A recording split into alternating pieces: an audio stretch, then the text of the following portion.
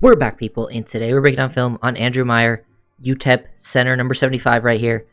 UDFA as a Dolphin now. I really like his athletic traits. Like, you can see how good his movement skills are, especially in the running game. Like, the running game is where he really stands out as a scheme fit. He's like the ideal thing that they're looking for. Like, he has that ability to cut off, redirect. He's just a really good mover out in space. Like, that's the type of player you want.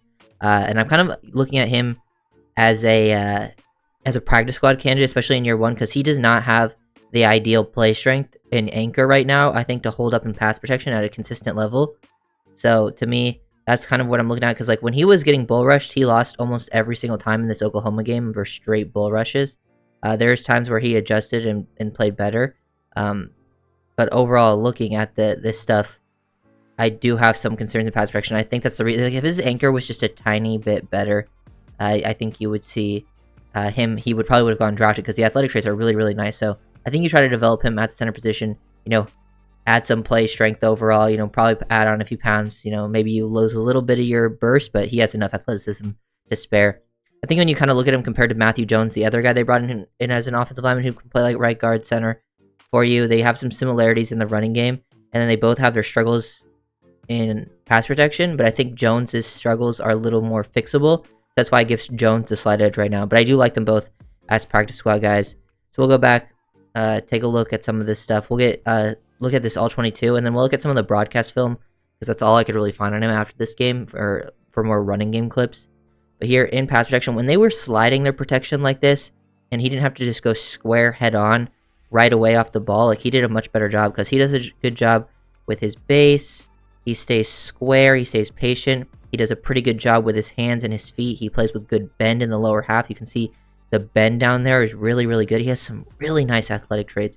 And when he was getting them like not super squared on right away, he was winning these reps. So I do think the Dolphins can also mask these weaknesses. Like, they do a good job. Like, he kind of has the similar weaknesses to the Dolphins center right now, Brewer, but Brewer's obviously like an elite explosive athlete. I don't think Meyer's quite there. And, better in the running game, creates some more explosion there too. But I think Meyer has some of the similar traits, so I think they might want to keep him on, develop him. I think, there's an outside chance he can make the roster as like the backup center, but I really think ideal is practice squad candidate. I think he's a pretty smart player. I think sometimes he'll play with his hands a little bit too wide, but he ends up bringing them into his chest and then getting, engaged here. He identifies twists and stunts pretty well. Good eyes, sees what's going on. Here versus the edge, with the edge looping in, he has enough play strength to hold up at least a little bit. The guy has some momentum, but he's not a super big body. But when he faced like some of these guys who, Oklahoma's a better school, like he was getting bullied at time. Here's just him moving out in space too. Like, you can just see that he's a pretty good mover and stuff.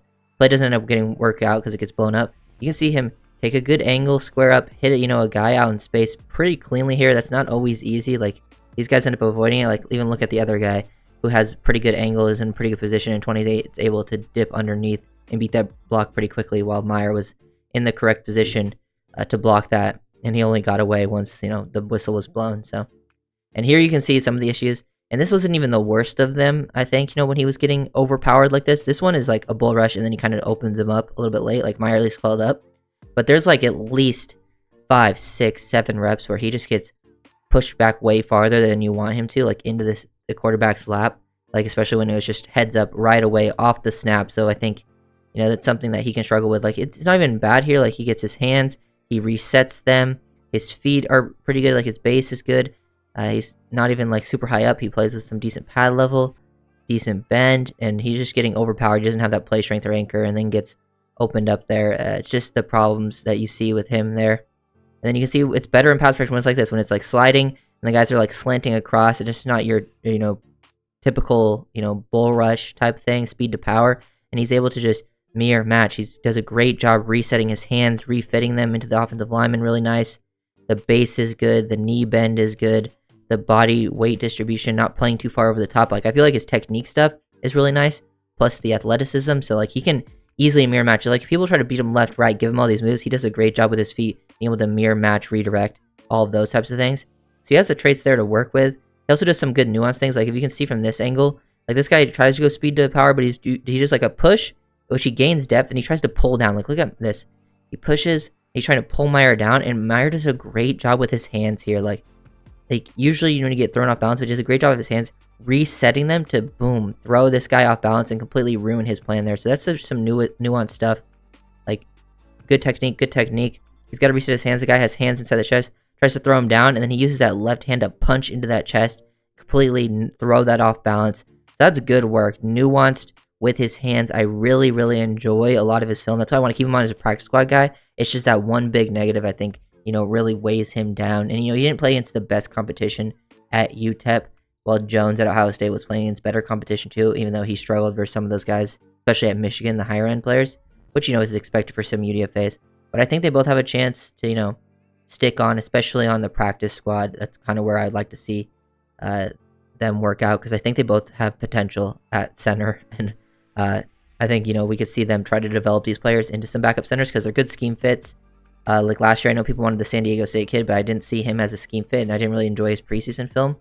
So, I'm hoping that they can work this out this time with these players, potentially, more likely on the practice squad, because they'll probably keep, like Liam around as your backup center. But, you never know how it ends up working out.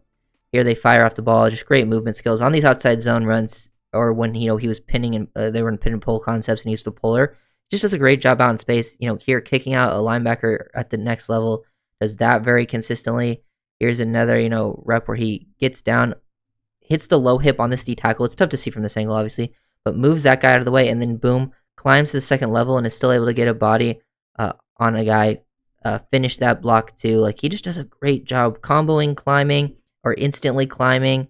You need him to cut someone off. Like here he does a great job firing off the ball. Here, this 96 has a natural leverage advantage, and he's able to cut him off very quickly, square him up, and then boom, just get your hips across.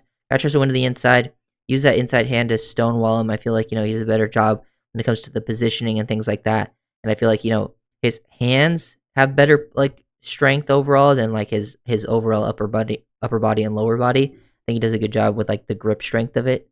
It just needs to be at a more consistent level.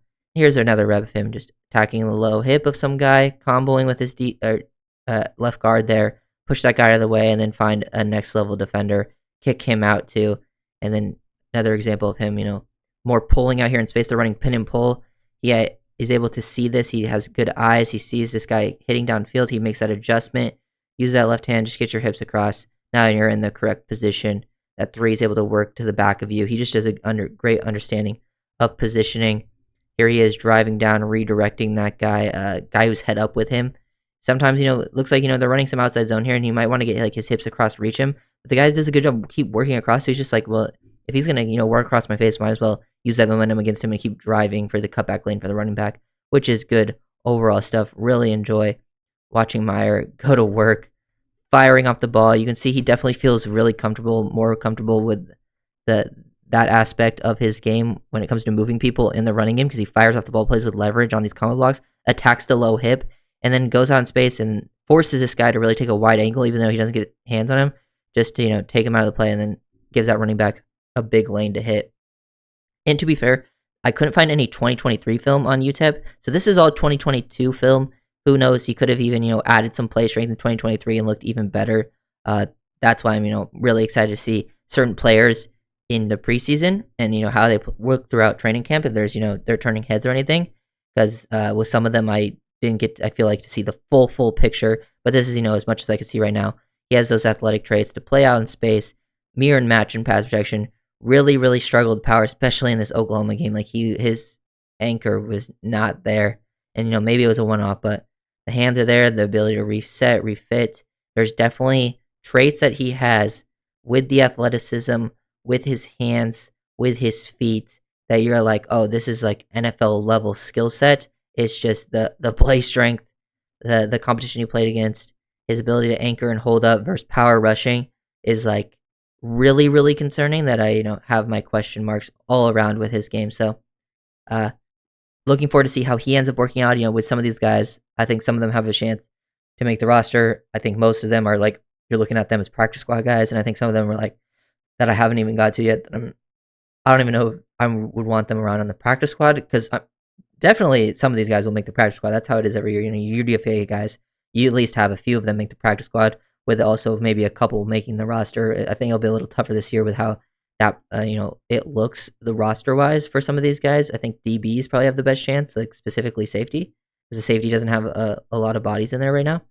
So we'll keep an eye on that. I think Meyer and Jones will be a fun battle to see who they want to more develop at center. Maybe they keep both practice squad wise. But so if you guys enjoyed the video, make sure to like, comment, subscribe, and I'll see you next time. Peace.